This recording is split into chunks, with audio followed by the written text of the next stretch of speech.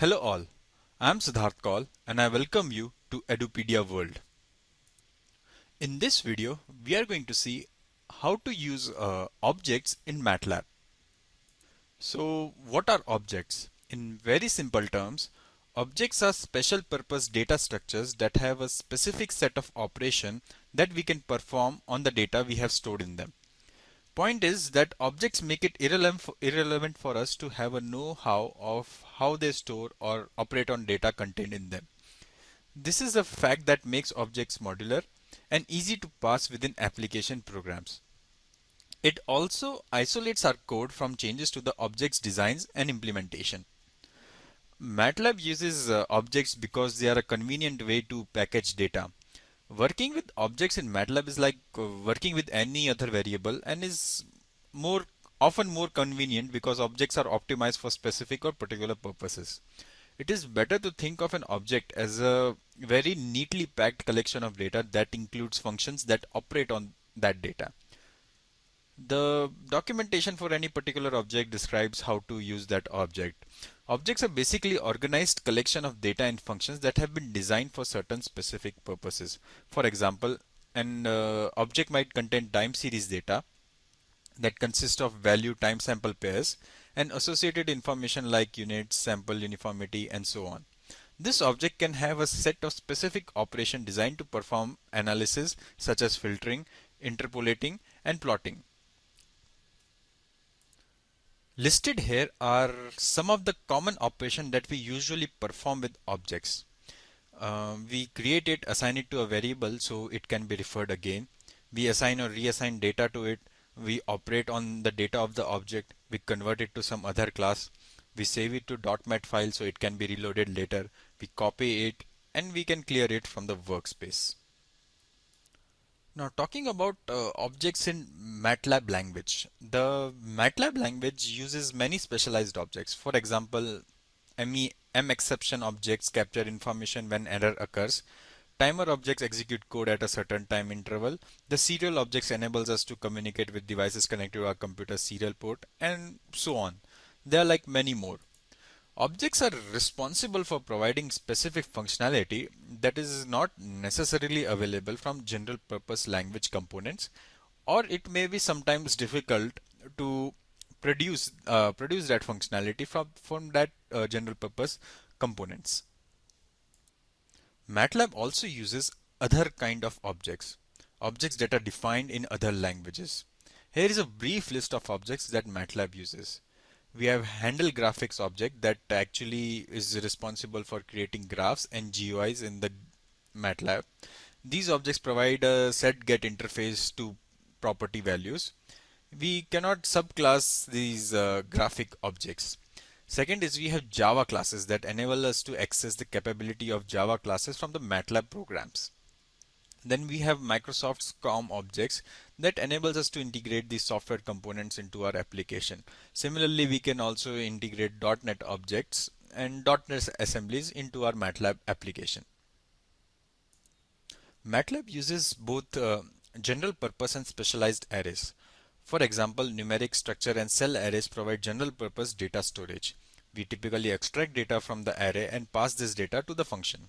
Then we store the result back into the general purpose arrays.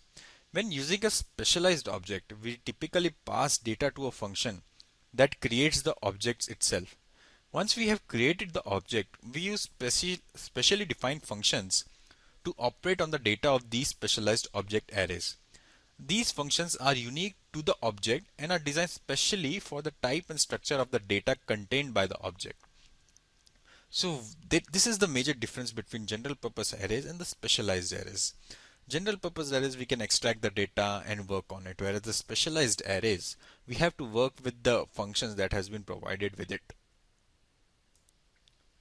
We have discussed and extensively used general purpose arrays such as numeric arrays, cell arrays and structures.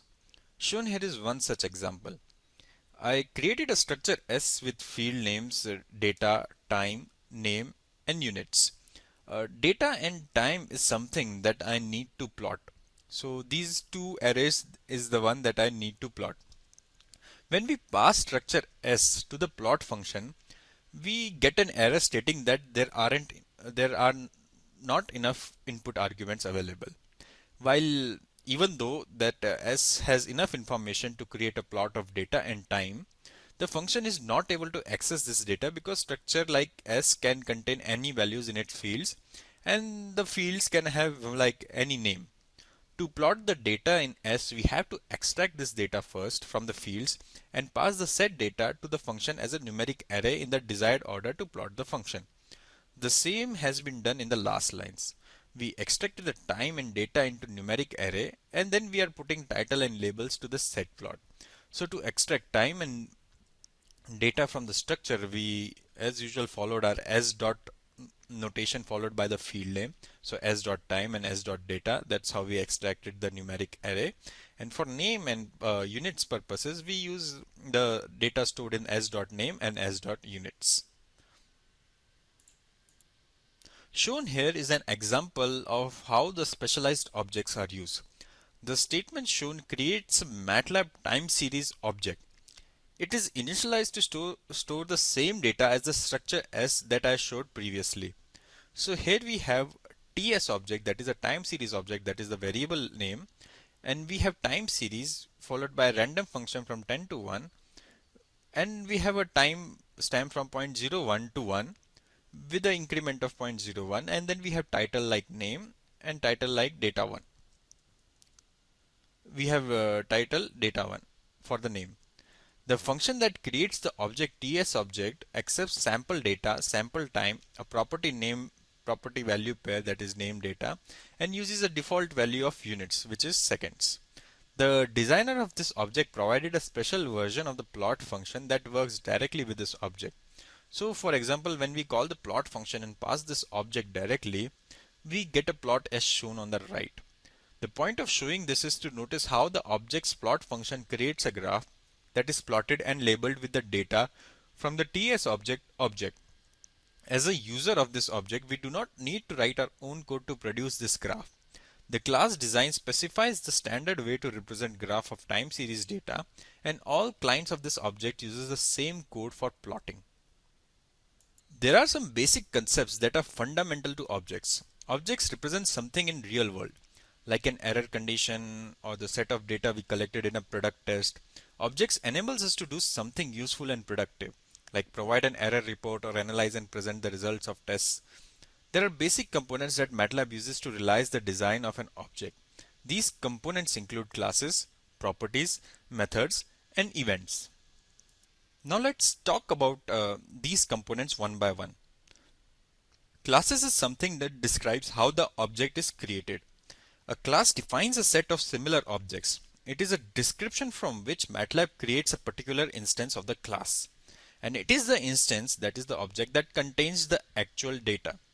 Therefore, while there is a time series class, you work with the time series objects. Classes are defined in code files, either as separate .m files or built-in to the Matlab executable.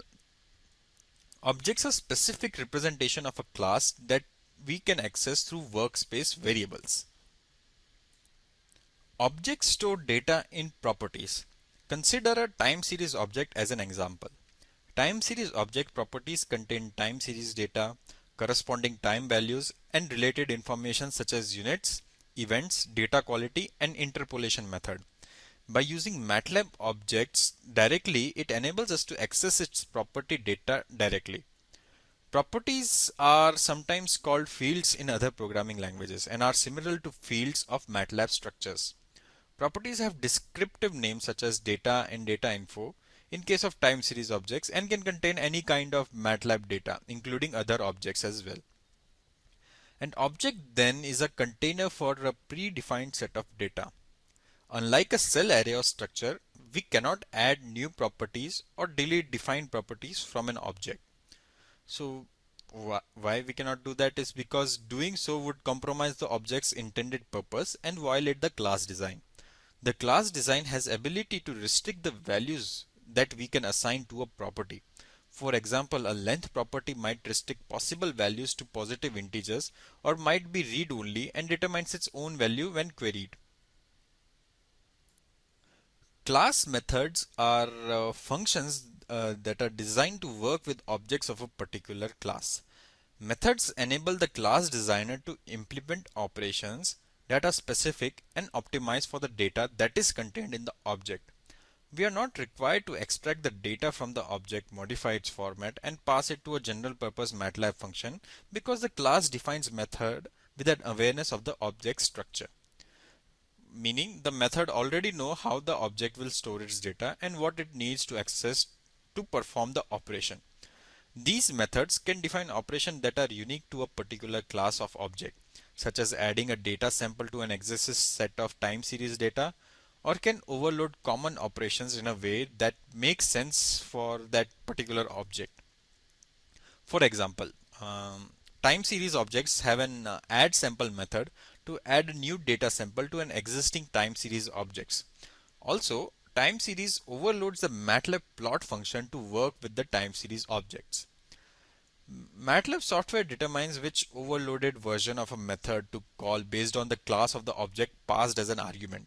If we execute a Matlab statement like t time series object new as time series object 1 plus time series object 2, where t object 1 and t object 2 are time series objects, MATLAB calls the time series version of the plus operation if it is defined and returns a new time series object. Methods make working with objects convenient for the user, but it also provides advantages to the class designer. Methods, what they do is they hide the implementation details from the user. So we do not need to, as a user, we do not need to create our own function to access and manipulate data. This basically we would be doing this like extracting data, manipulating data if we were using general purpose data structures. But as we are using objects, we are not required to do so. This provides the flexibility to change the internal design of an object without affecting the user, that is us. So it will not affect our end program, it will just change the way that operation is performed. Classes can define names for specific actions and trigger the broadcast of notices when those actions occur. Listeners respond to the broadcast of an event notice by executing a predefined function. This is seen in almost all kind of event-driven programming. The biggest and the simplest example is mouse event objects that use mouse events and have listeners for various events like click, double click, and many more.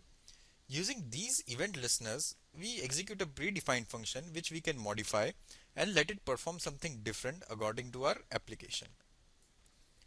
Let's see how to create objects. Usually, objects are created by using constructor. An object is created by calling a function designed for the purpose of creating that specific class of object. For example, the two lines shown here creates a time series objects and assign it to a variable ts obj. The time series constructor creates an object and initializes its data with the values specified as arguments. Classes that create objects define a special method whose purpose is to create objects of the class. This method has the same name as the class and is called the class constructor. However, in some cases we might create objects by calling other function or even by using a GUI. For example, a try-catch block can return an MEM-exception object that contains information about a specific error condition. In this case, we do not explicitly create the object. Rather, it is returned by the catch statement. Okay, this specific case may be a little confusing, but we'll look into an example and it will be clear. Most of the objects are delivered in packages. A package is a container that provides a logical grouping for class and function definitions. The class and function names within a given package must be unique, but it can be used in other packages. Packages are folders that begin with the plus character. If a package folder contains a class definition, then we have to use the package name when calling the class constructor. For example, this statement here shown creates a map object whose class definition file is in a folder in the containers package. The code for the same is under the comment. So basically we are having a map object, creating a map object, and we are to do that we are calling the package that is the containers followed by a dot notation followed by the class constructor name that is map and then our input arguments. This creates a map object. The question arises like when to use the package name for like referencing. So there are like three simple points to remember. First one is we need to use package name to refer to the class constructor like shown here, like containers.map, using which we create an object. Second is we need to use package name to refer to the static methods. These are the methods that do not require an object of the class as an argument. Third is we need to use the package name to refer to the package functions. These are the functions that are defined in the package. Accessing the object data. So before we can access the object data, we need to be sure like what we can access. We can access all the public properties of an object by calling the properties function and passing the object class name or the actual object itself. So how to know like which are the properties available for a particular class? So the shown here is an example where we use the properties function and we pass the class name, that is mException, and this function what it does is it will list out all the properties that is available for the user. So the properties that is available for this class is identifier, message, cause and stack. Now let's see how we can get some properties values. We can get some properties values like shown here in this example. Here using try and catch statement, we have created an mException object named as me. Here we will try to capture the error message that is thrown by the Matlab. So highlighted in red is the error that the Matlab shows when this code is executed. The same has been captured in the property of me object. So when we display the message property of me as me dot notation followed by message property, we get the same error thrown. We can also set values to properties directly, but they need to be correct. By this I mean object has the power to restrict what values we can assign to them. For example, shown here is a time series object that has 10 data values, each corresponding to a sample time from 1 to 10. Now here if we try to set the data property to a 3-element vector, we'll get an error that the data array is not compatible with the time vector. The time series class design ensures that the number of data sample matches the number of time samples. This illustrates one of the advantages of a specialized object that it has over general purpose data structure like cell arrays and Matlab structures. Calling object methods. Before we can start working with the methods or functions that are there for an object, we have to be aware like what are the methods available for the same. To know like what are all the methods for any object class, we can call the function methods and pass the class name to it. Like done here is for class time series, we get a list of all the methods that are there for any time series objects. The syntax for calling the functions of the object is shown here. There are two methods. First is we can call an objects method using a dot notation like object dot notation followed by the method name. The second is we can call the function and pass the object as the first argument. As shown in the second piece of code, we have a method name where the first argument is the object followed by the rest of the arguments. We can use any of the two as both return what the method is supposed to return. This just provides us with more flexibility. Copying objects. Before we divulge into that, there is one point I would like to share, that there are two fundamental kinds of Matlab classes, handles and values. Value classes create objects that behave like ordinary Matlab variables with respect to copy operations. Copies are independent values. Operation that you perform on one object does not affect the copies of that object.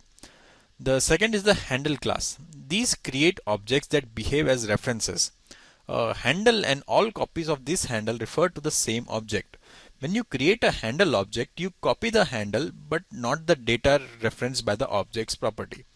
Any operation that we perform on an handle objects are visible from all the handles that refer to that particular object. Let's talk about the simplest one, that is the value object copy behavior.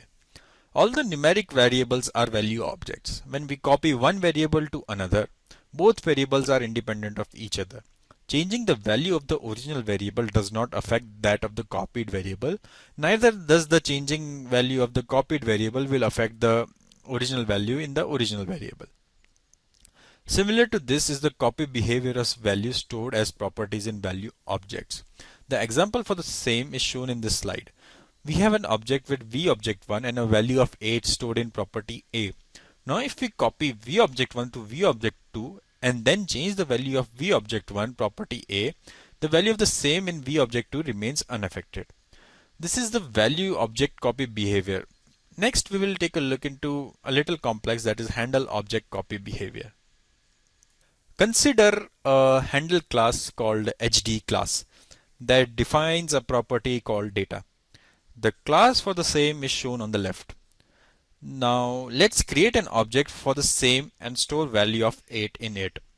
The object we create, let's name it HOBJ1.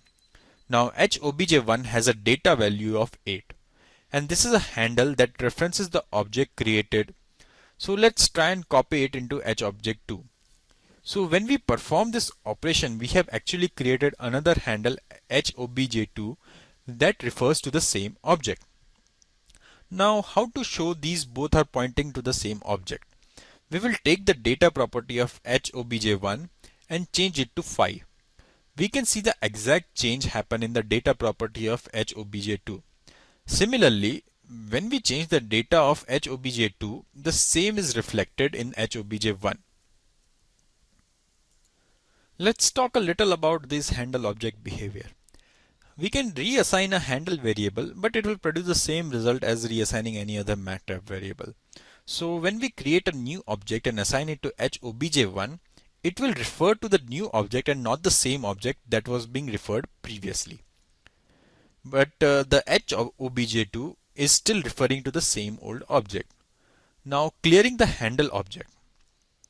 When we clear a handle from the workspace, Matlab removes the variable but does not remove the object referred by the other handles. However, if there are no references to an object, Matlab will automatically destroy that object. Given HOBJ1 and HOBJ2, which both refer to the same object, we can clear either of the handle without affecting the object. Shown here is we have cleared HOBJ1 and we can still access the object through HOBJ2. If we clear both HOBJ1 and HOBJ2, then there are no references to the object. Hence, Matlab destroys the object and frees the memory used by that object. Deleting the handle object is not as same as clearing it. We use the delete object to remove an object that has been referenced by any number of handles. Here we have HOBJ1 and HOBJ2 that both refers to the same objects, and we can use either of them to delete the object. Here I have deleted HOBJ1 and we can see that the Matlab has completely deleted the object and the object is not even accessible to the existing handle of HOBJ2. Now in this last section, let's talk about destroying objects. First, let's see what object lifecycle is. So when object lifecycle ends. So an object lifecycle ends first when we reassign a new value to the same variable. Second, when the object is no longer used in a function. And third, when the function execution ends. Matlab handle classes have a special method called delete that Matlab calls when a handle object lifecycle ends. Calling delete on an object explicitly makes all copies of an handle object invalid because it actually destroys the data associated with the object and frees the memory used by the deleted objects. Matlab calls delete automatically, so we don't have to worry about that. Classes can redefine the handle class delete method to perform other cleanup operation like closing files or saving data. Deleting a handle object renders all copies invalid and it can no longer be accessed by any other existing handles. I will end this video by highlighting one important point that we have already discussed, and that is the difference between clear and delete. Delete removes the handle object but does not clear the variable name from the workspace, whereas the clear function removes the variable name but does not remove the values to which the variable refers. This concludes our video on how to use objects in Matlab. In the next video, we are going to take a look at scripts in Matlab. So until then, please subscribe and thanks for watching.